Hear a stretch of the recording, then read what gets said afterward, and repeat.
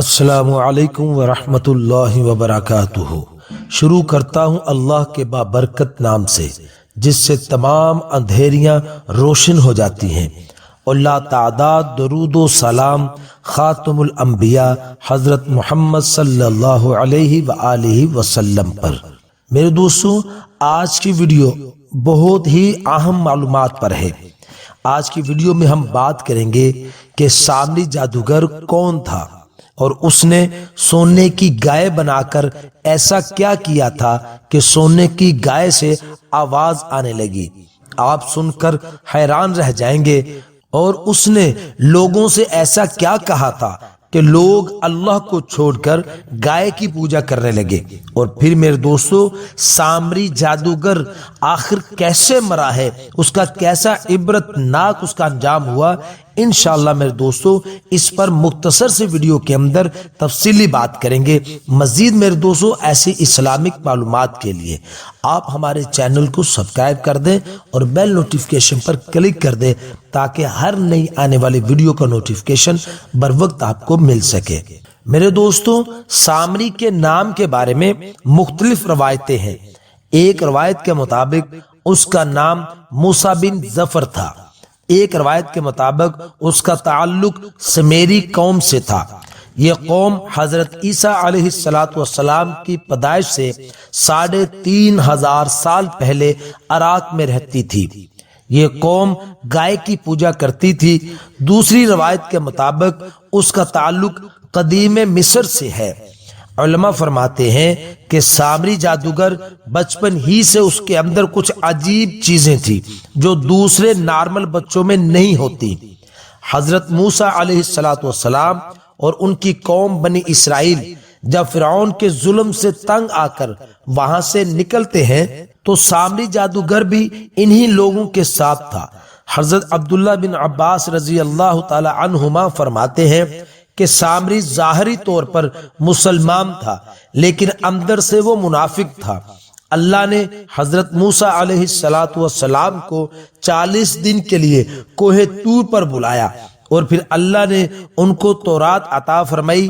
ان 40 دن کے حضرت موسیٰ علیہ السلام کی غیر حاضری میں سامری جادوگر کو قوم کو گمراہ کرنے کا موقع مل گیا۔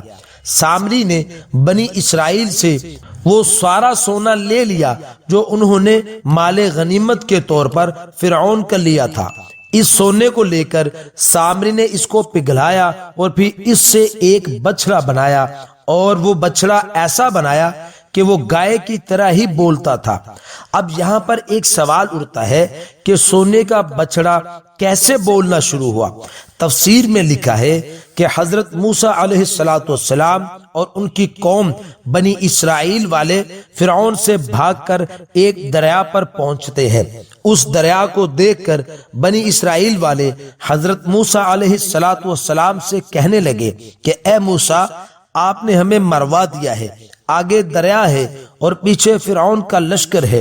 تو حضرت موسیٰ علیہ السلام نے فرمایا کہ ہرگز نہیں، میرا اللہ میرے ساتھ ہے۔ تو میرے دوستو، اللہ جل شانہ نے فرمایا اے موسیٰ، آپ کے ہاتھ میں کیا ہے؟ حضرت موسیٰ علیہ السلام نے کہا کہ ڈنڈا ہے، عصا ہے۔ اللہ نے فرمایا کہ اس کو پانی پر مارو۔ حضرت موسیٰ علیہ السلام نے اس ڈنڈے کو پانی پر مارا تو ڈنڈا مارنے پر دریا میں سے اللہ جل شانہ کی ذات نے 12 راستے بنا دیے۔ حضرت موسیٰ علیہ السلام کے ساتھ 12 قبیلے تھے، اللہ نے 12 راستے بنا دیے۔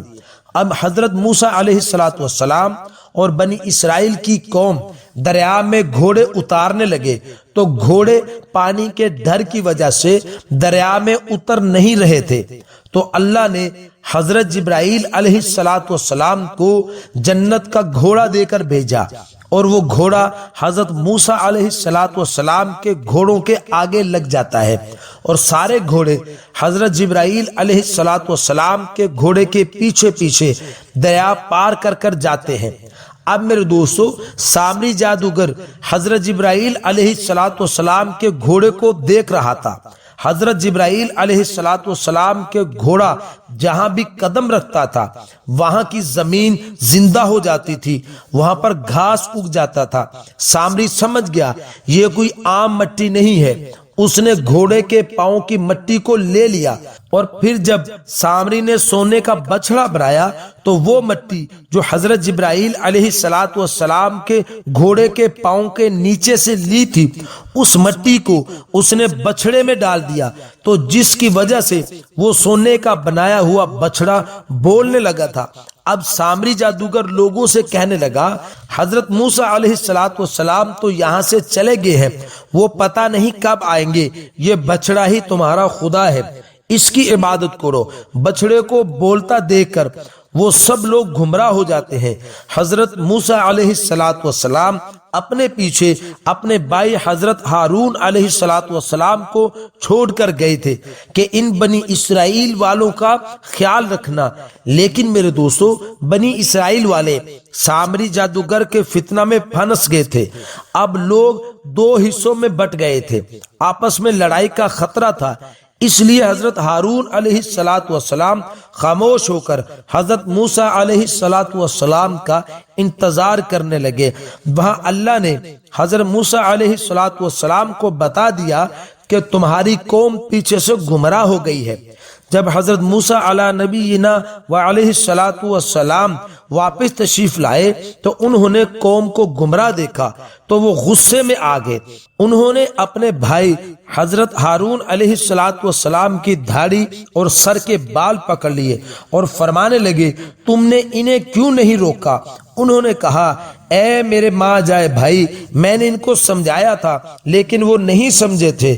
پھر حضرت موسیٰ علیہ السلام نے لوگوں کو تورات دکھائی۔ جو لوگ گمراہ ہو چکے تھے وہ سب اپنے کیے پر پچھتا رہے تھے۔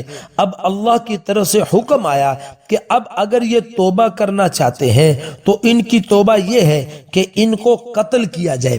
اب 12 قبیلے تھے، جس قبیلے کا جو آدمی گمراہ ہوا تھا حکم ہوا کہ اس کے قبیلے والا ہی اس کو قتل کرے۔ اس طرح پھر میرے دوستو علماء فرماتے ہیں کہ 70,000 آدمیوں کو قتل کیا گیا تھا۔ سامری کو حضرت موسیٰ علیہ السلام نے بد دعا دی تو اللہ نے سامری جادوگر کو ایک ایسی بیماری دی جس کو کوڑ کہتے ہیں، اور وہ لوگوں سے کہتا تھا کہ مجھے مت چھونا، میرے پاس مت آؤ۔ پھر حضرت موسیٰ علیہ السلام نے سامری جادوگر کو جلا دیا اور اس کی راکھ کو دریا میں پھینک دیا اور لوگوں کے لیے اس کو عبرت بنا دیا۔ میرے دوستو اللہ جل شانہ کی ذات نے اپنے پیارے حبیب حضرت محمد صلی اللہ علیہ وآلہ وسلم کی امت کے اوپر بہت بڑے احسانات فرمائے ہیں کہ یہ زمین و آسمانوں کو بھی حدیث میں آتا ہے کہ اگر گناہوں سے بھر دے، ایک مرتبہ سچے دل سے توبہ کر لے تو اللہ پاک اس کے بول پر، سچے بول پر ہی اللہ پاک اس کے گناہوں کو معاف فرما دیتے ہیں۔ تو میرے دوستو مزید ایسی معلومات کے لیے آپ ہمارے چینل کو سبسکرائب کر دیں اور بیل نوٹیفکیشن پر کلک کر دیں تاکہ ہر نئی آنے والی ویڈیو کا نوٹیفکیشن میرے دوستو بر وقت آپ کو مل سکے۔ السلام علیکم ورحمۃ اللہ۔